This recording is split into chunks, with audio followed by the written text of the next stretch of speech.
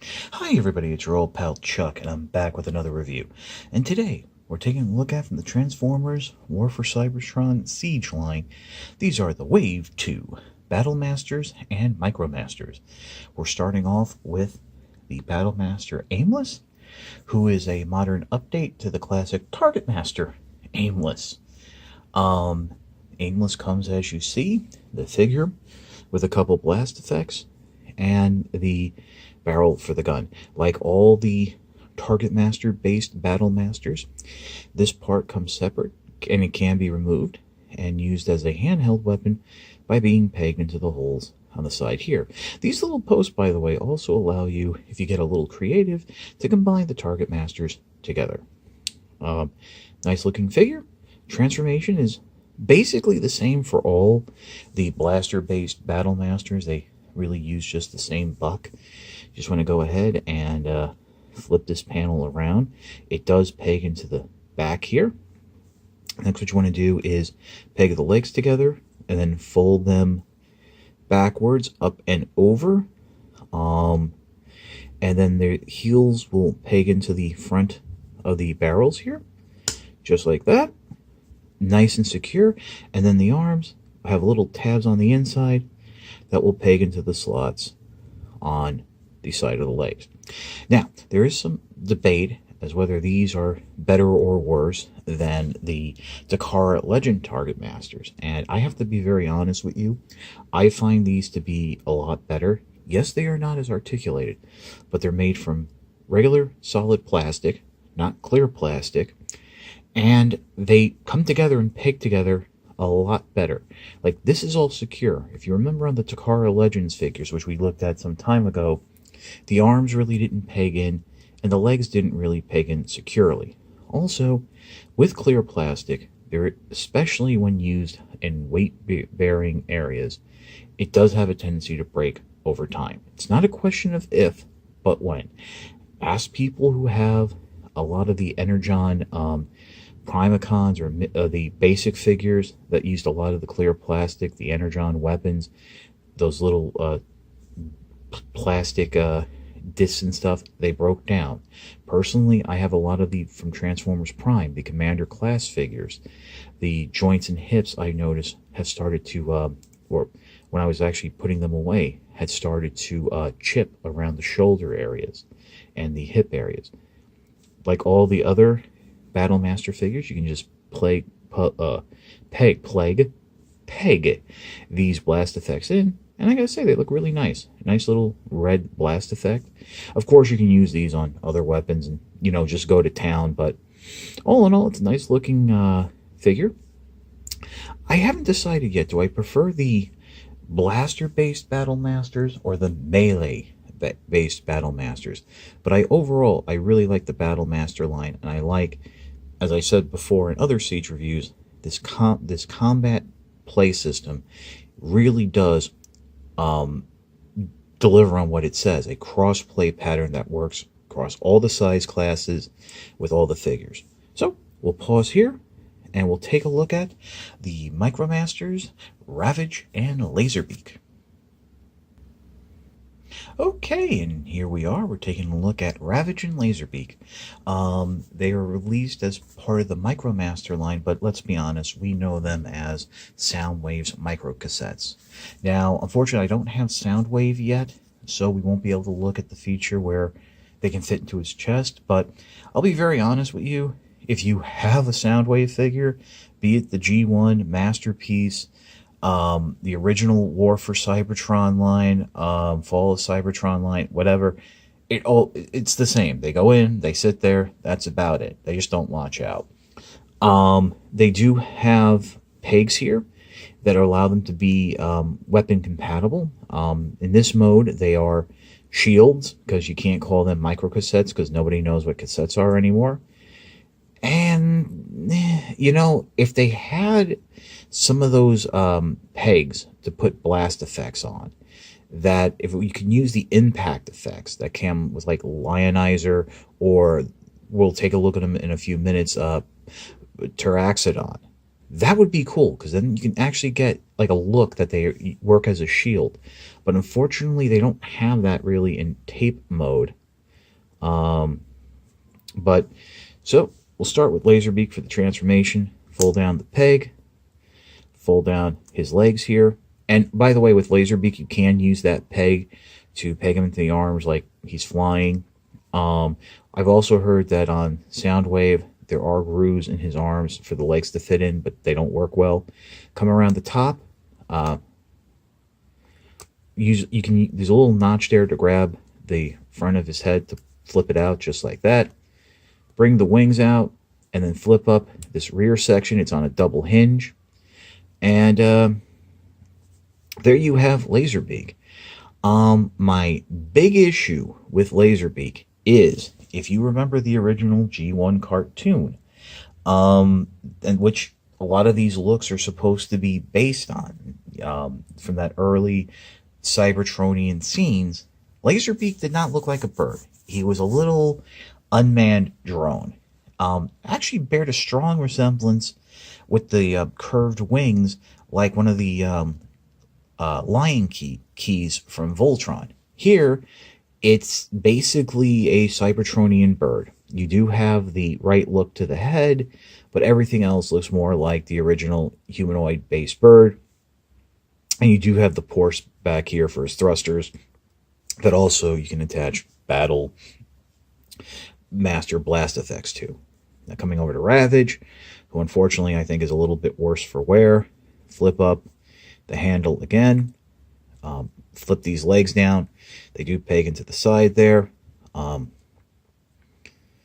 Flip these legs. What do you do here? Oh yeah, flip these forward like so, and then you can flip the legs out. The panels do rotate. Flip these panels down like so. Just get them all out of the way.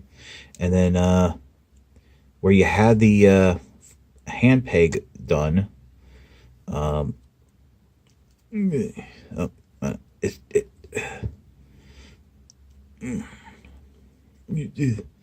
to get in there and grab the head. Oh, almost forgot one little step there. You want to flip this back section out and bring the make sure the legs are down. Almost forgot that one step. That gives them, like, you know, the haunch and what have you, and allows you to go in there and maybe possibly. No, well, I guess. Oh, there we go. Yeah, if you use the peg a little, you can bring out Ravage's head. So just straighten everything up here, just like that. And there's Ravage, and not that pretty looking. I mean, I've seen better Ravages. I've seen worse Ravages. This is unfortunately falls a little bit on the worst section. I think I like they integrated his missile launchers, but I think the haunches in the back are a little too big, and the proportions on the figure just overall don't work. So yeah, out of the two, I have to say Laserbeak is better, but not by much. Really, if you're not going to get Soundwave, there's not really a point to get this set. And you know, even if you do get Soundwave, I mean, there's a million. I think there's a. I mean, they really only work in his chest. So, I mean, it only holds one. So it's like, what's the point? But I mean, I kind of get it. But like I said, there are better cassette bots out there. These aren't it. So we'll move on and take a look at Taraxodon. Okay, here's Taraxodon. This is a completely new character. Of course, they have to use a silent letter, which I hate. I feel all letters are important, so he really should be put Taraxodon. But this is a Battlemaster. He actually becomes an axe and a blaster, which a lot of people forget. He comes with this nice impact-based blast effect. I've been trying to figure out how to connect it to like Ironhide's hammer, but unfortunately it just doesn't work. I mean, if you remember from Wave 1, there was that cross-compatibility with the Decepticon spy team's sword mode and Lionizer's sword slashing effect that you can actually peg it on. So I wonder if there's something coming that you'll be able to connect this to and use it there, you know, and like in the Micromaster line. But who knows, because believe it or not, this line is actually almost done. It's going to be like a 3 and done with a bunch of exclusives, but we'll get to that later. To transform it into its axe mode, come in the front here, flip up the feet, bring the head down. That will knock that peg up. We'll get to that in a moment. And bring this the tail out and down. That'll be the handle. Now for the wings, you can bring them in. There is like a little, you can have them out like this, and then bring them down like so. And there's your little axe. And this little bit right here, there's the 2 pegs in the slot that will line up and just peg right in, and it's like a little impact. Now, you might have noticed that there is a double stop here on this. If you continue to bring the wings in all the way, like so, and then turn this over, and using this peg, Pteranodon actually can be used as a blaster. And there is a peg hole on this side that you can peg into the what was the handle of the axe, and it's now a blaster, and you get that type of blast effect. Or you can use any of the other blast effects. This is something I notice a lot of reviewers are missing, or just not really catching on or glossing over. They're kind of like into the axe mode. So, you know, and then, yeah, right about here is like where the wings would stop for, you know, the proper axe mode. I think I didn't have it in far enough, but yeah, I think it's kind of nice. I like that cross play pattern. I just looking to see what else I can use this impact for. You'll see at the end I found a way to like kind of use it with other figures, but that's Pteraxodon. And let's take a look at our final Micromaster team, the Autobot Stakeout and Red Heat. It was the Rescue Patrol. Okay, so here's the Autobot Rescue Patrol. That's a Stakeout and Red Heat. I'm trying to remember, I think I had these guys as when I was younger, the original versions. These are retools from the Wave 1 Micromasters. This guy came from the Battle Pack, and this was the race team. So, but they do have like new tooling and stuff, different heads, and the way the parts work differently. So we'll just start off with the transformation. These are like, you know, it's little ball jointed figures. So, and unfortunately the joints are a little bit on the loose side. So we'll start off with the Stakeout, bring his legs together, bring the arms down, and peg them in on the side here, and keep those legs together. Fold them over and back.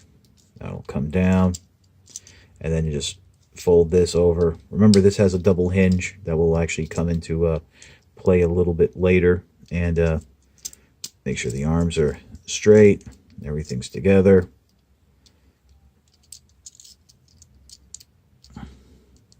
For some reason that doesn't look like it's coming together as nicely as it should, but there we go. I think that's the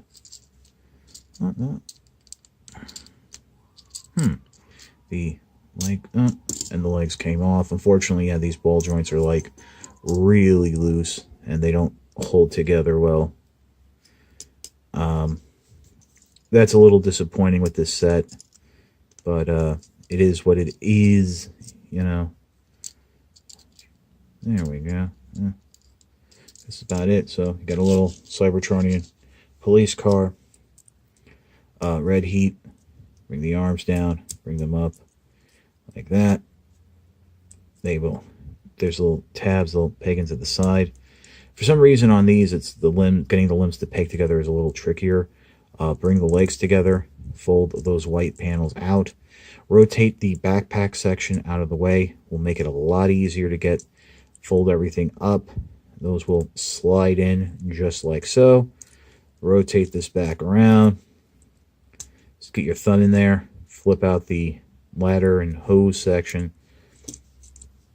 And there you have the Micromasters in their vehicle modes. And like most of the vehicle-based Micromasters, they can combine into a weapon mode. We'll start with red heat. Fold up that back section again. Rotate this section out of the way to get those be able to free up those panels. Flip the legs out. Rotate it at the waist. You'll probably like knock the arms out of the way, so just unpeg them for now.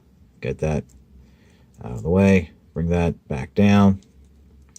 And now what you're going to do is you'll fold the legs up, and then there's little slots that the chest will those white tabs will peg into on the chest, just like that. And we'll put it off to the side. Come to this figure, leave the arms pegged in, flip the legs out, keep them straight like that. Now, make sure you fold this section down flush on the double hinge so it's sticking out straight. Well, I think like that. Basically, you want that white bar somewhat flush with the head. And the reason being is this will allow both vehicles and robots to line up properly. There's the peg there.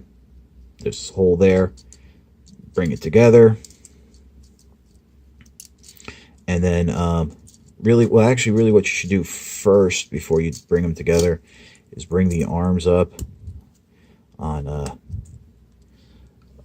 red heat so they're up, and that this will the pegs will come together like that, and then that section will come together. And I think I got, well, no, you know what? No, I don't have it. You got, yeah, there we go. You'll hear like a little snap, and then everything will be level-ish. But make sure it's pegged in. And there you have the blaster, just like that. On the bottom of Stakeout's feet are little ports that you can put the blast effects in. I grabbed the ones from Aimless. Just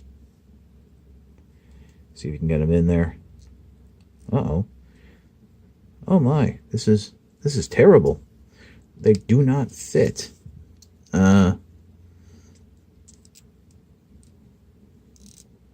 Well, you know what? I guess I gotta play with it a little to get it in the right spot. But okay, there you go. They're in. They're not in well. Little disappointed by that. They're actually really not just staying together at all. That's a little upsetting, but that's actually something we've experienced before with the Micromasters, and actually all the Battlemasters, depending tolerances of the paint, the molding, things just won't sometimes peg in together. We did see that on Powers of the Prime with the Prime Master Papooses, if something was molded just a little loose. But I do like this blaster mode. I think it looks rather nice. And so we'll pause, and I'll give you my final thoughts. Okay, so here I went ahead and brought in Starscream and Ironhide. These were the two. I had the only Autobot I had handy. and, well, one of the Autobots, and the only Decepticon I had from this wave. And just to show them off, working with the weapons, you can see the whole shooting at blast effect. And there, as you can see, that impact effect works well, pegging it into the ports on other figures, like, they've been hit with the hammer. And there's just Laserbeak and Sound and Ravage just sitting there and not doing anything. These are like pretty fun figures. I will just tell you right now, the Laserbeak and Ravage set, you can just completely skip if you so desire, unless you're really big into Soundwave's minions and what have you. Aimless is really fun. I haven't had an issue with any of the blaster-based Target Masters at this point, and I don't see myself ever having an issue with any of them. The Rescue Patrol, I wasn't sure how things were going to come together. Individually, they're kind of weak just because the joints are loose and they have a tendency to pop off. But the combined weapon mode, which is really how I'll be using them, is fine. And I think it comes together better than the combined weapon mode of the military team, which used the same type of combining concept. I think this time they did in this section here with the hood and the shoulders work out a way for things to come together better. Taraxodon is very interesting. It's an original character. I like the axe. I like the idea of a blaster. So you have that multiple play patterns that you can do. I got these off of Amazon, which is basically why I'm looking at these figures now as opposed to like a month ago when everybody else was, because they got them off early from eBay and third-party sellers who were finding them in stores. These are in brick-and-mortar retail stores now. They are on Amazon, as I said. So pick them up. Have some fun with your figures. Hasbro's made a Transformers line that's really fun to play with. And I think that's something that can't get stressed enough. So, this is your old pal Chuck for the Wave 2 Micromasters and Battlemasters. We will see you next time.